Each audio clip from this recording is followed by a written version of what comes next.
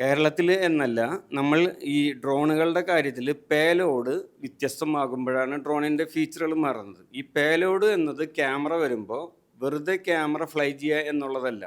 ഈ ക്യാമറ നിലത്തുനിന്ന് മുകളിലേക്ക് എത്തിക്കഴിഞ്ഞാൽ അവിടെ ചെന്ന് കഴിഞ്ഞാൽ ക്യാമറയുടെ ഐറിസ്, അപ്പാർച്ചർ, ക്യാമറയുടെ സെറ്റിങ്സ് എല്ലാം അടിയിലത്തെ റിമോട്ടിൽ തന്നെ കൺട്രോൾ ചെയ്യണം. ആ ഓപ്ഷൻ വരണമെങ്കിൽ ഫസ്റ്റ് തന്നെ ഇന്ത്യൻ ക്യാമറ വരണം.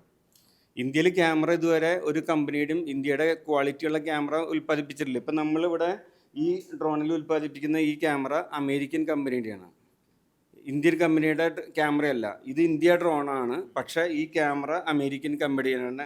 ഈ ഡിസൈൻ എല്ലാം നമ്മൾ ഇവിടെ ചെയ്യുന്നതാണ്. ഇവിടെ നമുക്ക് ആവശ്യമായിട്ടുള്ള കസ്റ്റം ഡ്രോണുകൾ ബിൽഡ് ചെയ്ത് കൊടുക്കുന്ന ഒരു സ്ഥാപനമാണിത്. ഇപ്പം നിങ്ങൾക്ക് ഒരു ഡ്രോൺ വേണമെന്ന് ഇവിടെ ഫീച്ചർ കൊടുത്താൽ നമുക്ക് ഇന്ന ഫീച്ചർ വേണമെന്ന് പറഞ്ഞാൽ അതിനനുസരിച്ച് ഡിസൈൻ ചെയ്ത് തരും. പക്ഷേ ക്യാമറ വരുന്നത് നമ്മൾ അമേരിക്കയുടെ ക്യാമറയാണ് വരുന്നത്. ഈ ക്യാമറ വെച്ചാണ് എല്ലാ കമ്പനിക്കാരും അമേരിക്കയുടെ, ചൈനയുടെ, വേറെ വിദേശ രാജ്യങ്ങളുടെ ക്യാമറയാണ് ഉപയോഗിക്കുന്നത്.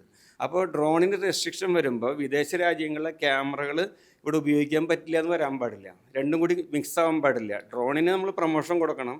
അതിനോടൊപ്പം തന്നെ ഇന്ത്യ ഗവൺമെൻറ്റിൻ്റെ ഇന്ത്യൻ ക്യാമറകൾ ഇറങ്ങാത്തിടത്തോളം വിദേശ ക്യാമറകൾ ഘടിപ്പിച്ചിട്ടുള്ള ഡ്രോണുകൾ ഇവിടെ ഉപയോഗിക്കാനുള്ള അനുവാദം കിട്ടിയില്ലെങ്കിൽ ഫിലിം മേഖലയിൽ, പരസ്യ മേഖലയിൽ നിരവധി പേർക്ക് തൊഴിൽ നഷ്ടങ്ങൾ വരും.